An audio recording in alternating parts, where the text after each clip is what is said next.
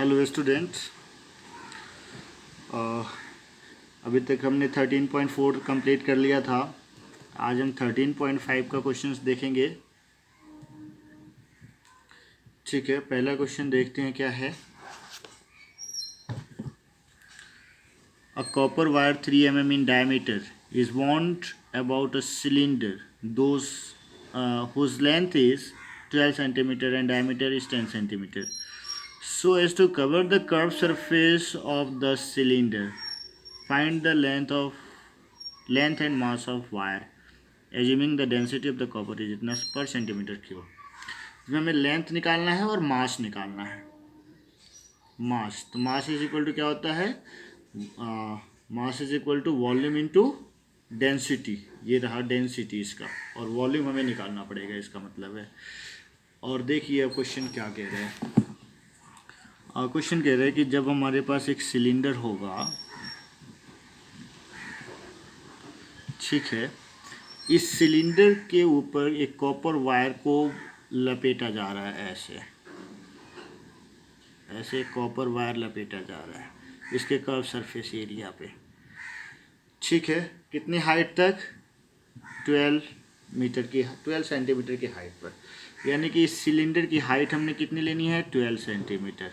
Radius कितनी लेनी है, 10 सेंटीमीटर। डायमीटर दिया है तो 5 सेंटीमीटर रेडियस ले लेनी है।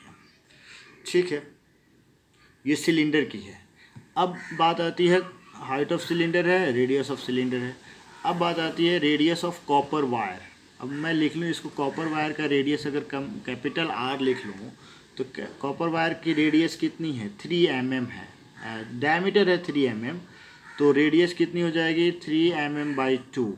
और इसको सेंटीमीटर में कन्वर्ट करेंगे तो 3/20 इस सेंटीमीटर हो जाएगा। अब इसकी लेंथ निकालनी है इस कॉपर वायर की। तो इस कॉपर वायर 12 सेंटीमीटर के हाइट पे कितनी बार लपेटा जाएगा, ये चीज़ आपने देखनी है। 1 2 3 4 5 6 ऐसे लपेटा गया है, तो कितनी बार राउंड किया जाएगा इसके ऊपर, इसके कर्व सरफेस एरिया पे।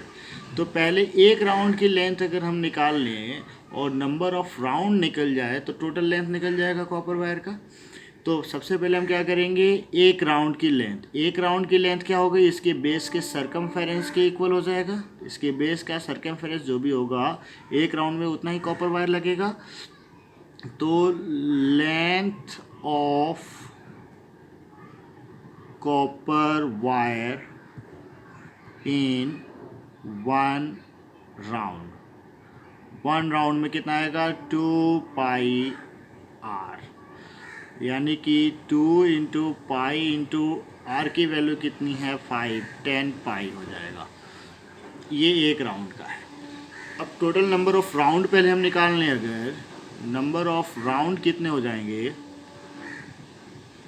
नंबर ऑफ राउंड्स कितने हो जाएंगे, एक राउंड में, पहले राउंड में इस कॉपर वायर की हाइट कितनी है, इस कॉपर वायर की हाइट कितनी है, यानी कि जो डायमीटर है वही इसकी हाइट है, उतना ही हाइट कवर करेगा एक राउंड में। वो कितना कवर करेगा, 3 mm। इसके डायमीटर जो मैं अभी डायमीटर कैपिटल डी लिख देता हूँ, 3 mm को मैं कैपिटल में लिख देता हूँ। डायमीटर को हमने कैपिटल डी से लिख दिया, 3 mm है ये। और इसको सेंटीमीटर में कन्वर्ट करेंगे तो 3.3 सेंटीमीटर हो जाएगा डायमीटर।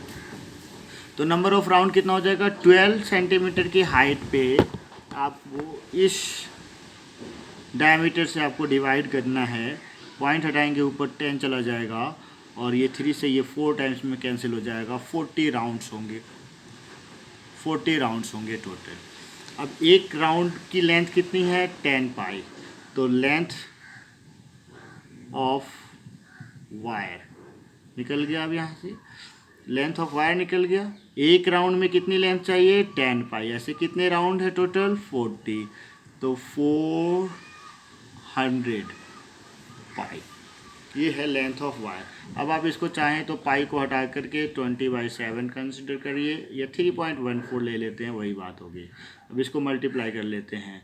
4 4 जा 16, 4 5, 4 3 जा 12, 00 यहाँ पे डाला, पॉइंट यहाँ पे बैठा दिया। इतना सेंटीमीटर लेंथ हो गया आपका। 1256 सेंटीमीटर लेंथ हो गया कॉपर वायर का। ठीक है, अब निकालना है इसका वॉल्यूम, क्योंकि मास निकालना है, मास निकालने के लिए वॉल्यूम निकालना है। तो volume of copper wire, volume of copper wire किस शेप का होता है? सिलिंड्रिकल शेप का होता है। तो पाई कैपिटल आर स्क्वायर, जो लेंथ ऑफ वायर को हमने अगर एल कंसिडर किया है तो एल लिख लेंगे, पाई आर स्क्वायर एच, हाइट जो भी है इसकी, एल लेंथ लिख लिया हमने। पाई की वैल्यू फिर से यहाँ भी हम ले लेते हैं 3.14। रेडियस कितनी है इसकी? इस कॉपर वायर की वॉल्यूम निकालनी है, तो कॉपर वायर की रेडियस लेनी है आपको 3/20 ले लें। यहाँ पे रेडियस हमने पहले से निकाल रखा था 3/20। तो 3/20 इंटू 3/20 इंटू लेंथ कितनी है? 1256। ये क्या निकल गया हमारा? वॉल्यूम निकल गया। अब मास जब हम निकालेंगे तो मास इक्वल टू क्या होता है? Volume into density. Volume into density, volume कितना था? 3.14 को मल्टीप्लाई कर लें हम, कैंसिल आउट करें, 4 से कैंसिल, 2 से करते हैं इसको 10 हो जाएगा, और 2 से इसको करते हैं 6 2 8, फिर 2 से करते हैं ये 10 हो जाएगा, और 2 से ये हो जाएगा 314। अच्छा ये देखिए, अब 314 का स्क्वायर आ जाएगा। तो हम कर लेते हैं 14 का स्क्वायर कितना होता है? 196। 196 का 6 हो गया 19। 14 तियाँ 42 दूना 14 तियाँ 42 और 42 दूना 84, 84 और 20, 84 और 20 कितना होगा? 104। तो 103 का 3 लिख लिया हमने, 10 आ गया कैरी। 3 3 जा 9 और 10 19 आ गया। अब पॉइंट कितने के बाद आएगा भाई? गलत हो गया, इसको हम चलिए पहले हम 3 3 जा 9 मल्टीप्लाई कर लें। 314 314, 14 चौके 56, 56, 4 तियाँ 12, तो 314, और फिर से 14 तियाँ 42, और 14 तियाँ 42, 3 3 जा 9, 6 9 2 2 4 1 5 4 4 8 9, इतना आ गया। 2 डिजिट के बाद पॉइंट आ गया। फिर हम किससे मल्टीप्लाई कर लेंगे? 9 से। 9 से मल्टीप्लाई करना है। 9 छक 54, 9 में 81 86, 8 9 5 45 और 8 53, 8 9 72 और 5 77, 9 में 81 और 7 88। कितने के बाद पॉइंट डलेगा भाई? 2 के बाद पॉइंट डलेगा, और डिवाइडेड बाई 10 कर लेंगे। तो पहले हम वॉल्यूम लिख लेते हैं, 88734 डिवाइडेड बाई 100 इंटू डेंसिटी क्या दे रखा है? डेंसिटी दे रखा है इसमें 8.88। तो ये हो गया 88.73 इंटू 8.88। इसको मल्टीप्लाई कर लेंगे हम, 88 का स्क्वायर नियर अबाउट कर लीजिए, मल्टीप्लाई करके आंसर लिख लीजिए। ठीक है, ये हो जाएगा इसका मास। चलिए अब दूसरा क्वेश्चन देखते हैं। दूसरे क्वेश्चन में क्या है? और राइट ट्रायंगल है, whose sides are 3 centimetre and 4 centimetre है, अदर देन हाइपोटेनस, ये इसमें हाइपोटेनस नहीं है, is made to revolve about its hypotenuse, find the volume and surface area of the double cone so form, choose the value of pi is found appropriate. अब वही value लेना है पाई का जो कि अप्रोप्रिएट हो। अब इस क्वेश्चन को करने के लिए सबसे पहले हमें क्या देखना है? एक राइट ट्रायंगल बनाना है और उसको हाइपोटेनस पे राउंड लगाना है इसका। तो हमने बना लिया ये राइट सर्कुलर राइट ट्रायंगल। ये राइट ट्रायंगल ऐसे बनाया ताकि मैं इसके हाइट पे रिवॉल्व कर सकूँ। अब इसको ऐसे अगर हम घुमाते हैं तो कैसा कोण बनेगा? डबल कोण बनेगा इस शेप का। ये देखिए, ये डबल कोण बना, ABC। इसको दे देता हूँ नाम OD दे देता हूँ। ठीक है। अब ये डबल कोन बन गया, एक कोन बना ABD और दूसरा कोन बना BCD।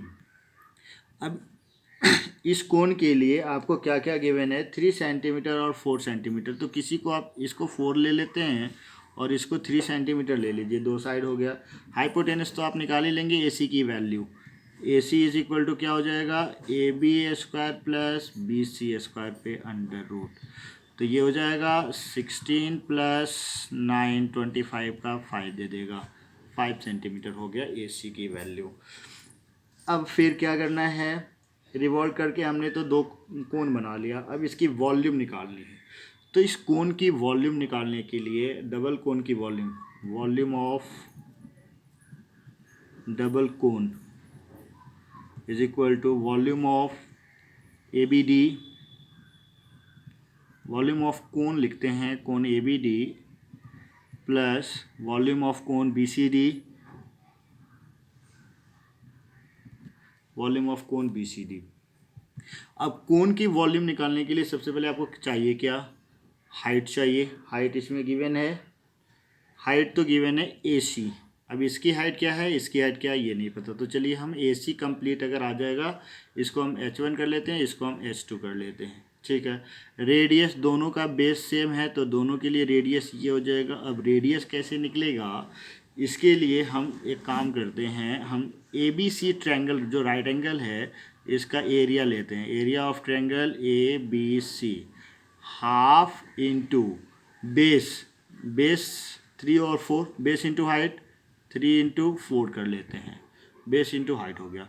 अब अगर मैं बेस AC बनाऊँ तो हाइट इसके लिए वो भी हो जाएगा, तो half into base AC into height OB is equal to, ये कैंसिल आउट हो जाएगा और 6 हो जाएगा। ये 2 से इधर आकर के 12 हो जाएगा। OB is equal to 12 by AC, और AC की लेंथ कितनी है 5, तो 12 बाई 5 OB क्या है, रेडियस है। OB क्या है, रेडियस है इन दोनों कोण के लिए। तो हमने रेडियस भी फाइंड आउट कर लिया। अब इस रेडियस को हम यहाँ पे वैल्यू पुट करेंगे। कोण का वॉल्यूम क्या होता है, 1/3 पाई R, दोनों के लिए रेडियस तो एक ही है, हाइट अलग अलग है, तो पाई R स्क्वायर H1 प्लस 1/3 पाई R स्क्वायर H2। कोण का वॉल्यूम 1/3 पाई R स्क्वायर H होता है, ठीक है। तो 1/3 पाई अगर हमने कॉमन कर लिया, R स्क्वायर भी कॉमन कर लिया, तो बचा क्या हमारे पास, H1 प्लस H2। अब देखिए यही से करते हैं हम, 1/3 पाई की अप्रोप्रिएट वैल्यू लेनी है जो कि हमारे काम आ जाए। तो क्या वैल्यू ले लें, चलो 22/7 लेते हैं। और रेडियस कितनी है हमारे पास, 12/5 इंटू 12/5 इंटू हाइट टोटल कितनी हो जाएगी 5। H1 प्लस H2 की वैल्यू AC देगा, AC 5 है, ये कैंसिल आउट हो गया। डबल कोन की वैल्यू वॉल्यूम हमने निकाल लिया। अब इसको हम कैंसिल आउट कर लेते हैं, 3 से ये कैंसिल आउट हो जाएगा क्या, 12 3 4 12। अब देखिए इसको अगर हम कर रखते हैं तो फिर से हमें क्या करना पड़ेगा भाई, डिवाइड करना पड़ेगा 35 से। तो इसको डिवाइड करके हम 3.14 ही ले लें तो ज़्यादा बेटर है। अब चलिए मल्टीप्लाई करते हैं, 4 से पहले फिर 12 से। 4 से करेंगे 14 4 जा 14 56, इसको लिख लिया, 4 4 12 इतना आ गया, इंटू 12/5। पॉइंट कहाँ डलेगा, यहाँ पे। अब 12 का से फिर मल्टीप्लाई कर लेते हैं, 12 से 72, 12 25 60 और 7 67, 12 दूना 24 और 6 30, 12 और 3 15, 5, यहाँ पे पॉइंट डल गया। इसको भी डिवाइड कर लेते हैं, 5 दिया 15, 0.54 30.14 सेंटीमीटर क्यूब इसका हो गया वॉल्यूम। अब इसी का क्या निकालना है, और सरफेस एरिया भी निकालना है इसी फिगर का। इसी फिगर का सरफेस एरिया अगर निकालना है तो डबल कोन का सरफेस एरिया हमें अगर निकालना है तो सरफेस एरिया निकालना है ना, and surface area of double cone, surface curve surface area of double cone, ओहो, डबल कोन। तो कर्व सरफेस एरिया एक ऊपर वाले का और एक नीचे वाले का। कर्व सरफेस एरिया क्या होता है? पाई आर एल, पाई आर एल प्लस प्लस एक का L1 कर देते हैं, एक पाई आर L2 कर देते हैं। तो पाई आर तो दोनों में कॉमन है, L1 प्लस L2 कर लेते हैं। पाई की वैल्यू फिर से हम 3.14 ही ले लेते हैं। और रेडियस कितना आया था हमारे पास? 12 रेडियस यहाँ पे हम देख लें कितना आया था, 12/5 आया था, 12/5।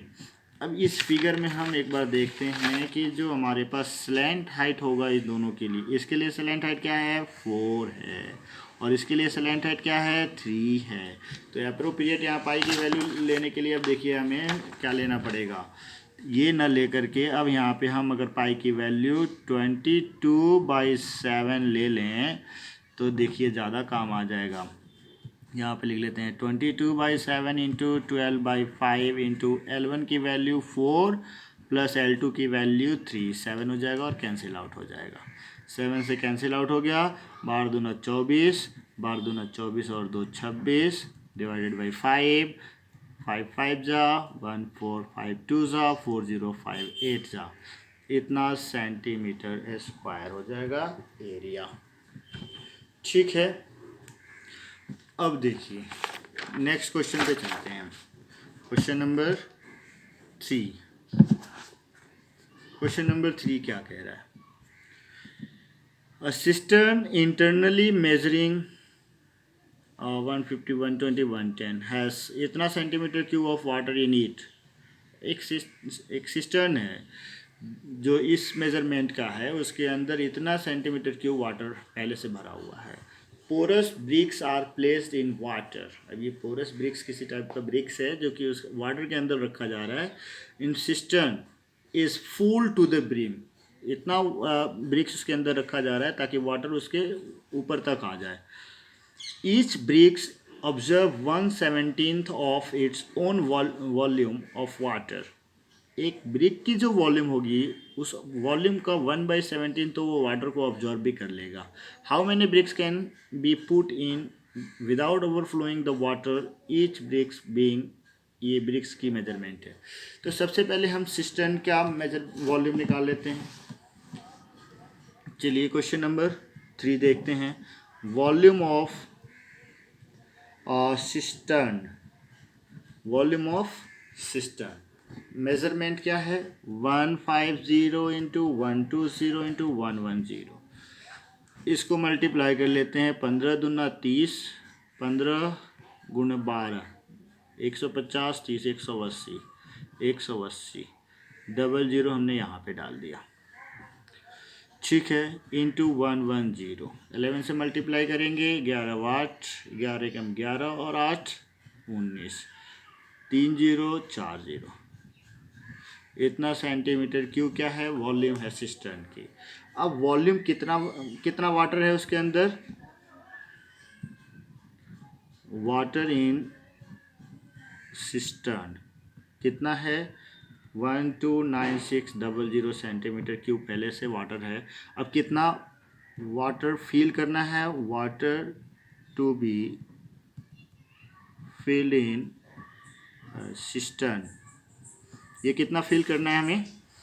टोटल वॉल्यूम में से इतना माइनस कर लेंगे, 1984 times 0 minus 12960 is equal to 0049, 00 यहाँ आ गया, ये हुआ 10 6 गया, 4 हो गया, 9 में से 9 गया 0 हो गया, ये 7 में से 2 गया 5 हो गया, 9 में से 1 जाएगा 8 हो जाएगा, 1 हो जाएगा, 1850400, इतना सेंटीमीटर क्यूब उसके उसमें वाटर को क्या करना है? हमें फिल करना है, फिल करना है। अब ब्रिक्स की वॉल्यूम निकालनी है हमें। Volume of bricks be, volume of bricks measurement कितनी दी है? 1 ब्रिक्स की वॉल्यूम हमें निकालनी है पहले। 22.5 इंटू 7.5 इंटू 6.5, तो बड़ा मुश्किल है इसको मल्टीप्लाई करना।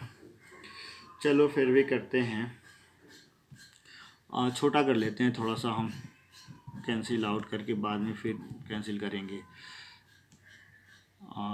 10 5 से करते हैं तो 5 2 ज़ा 13, 5 जा, फिर 5 से करते हैं 5 2 ज़ा और 5 से 15,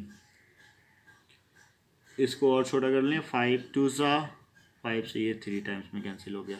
अब मल्टीप्लाई कर लेते हैं, 13 5 65, 13 5 65, 13 दूना 26 और 6 32, 13 दूना 26 और 3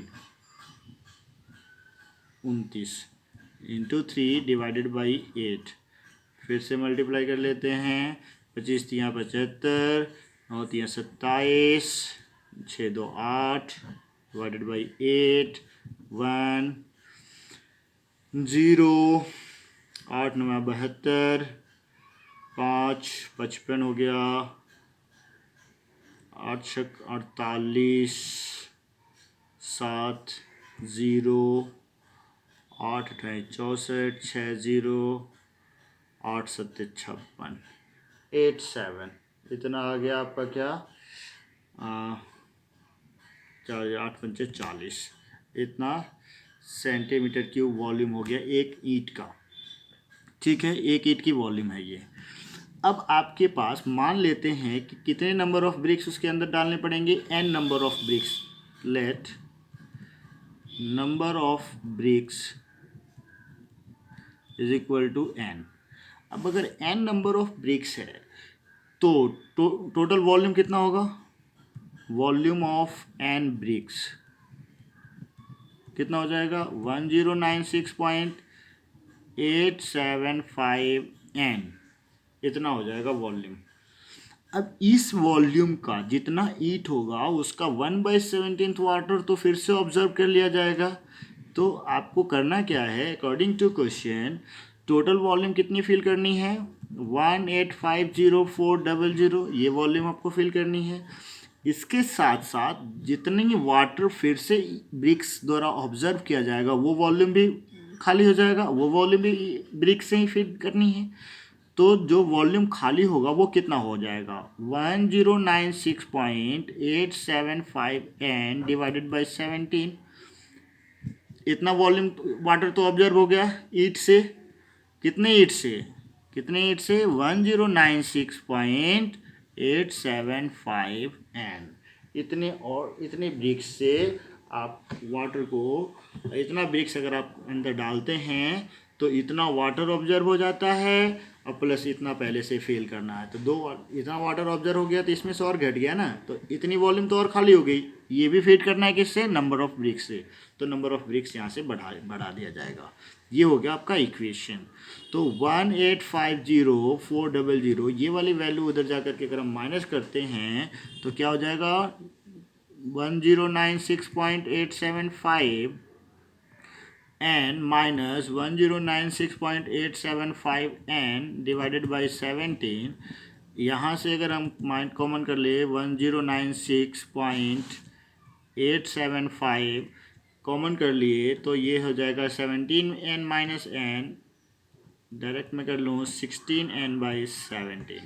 अब n की वैल्यू कितनी होगी, 1850400 डिवाइडेड बाई 1096.875 इंटू 16, और ये 17 चला जाएगा ऊपर।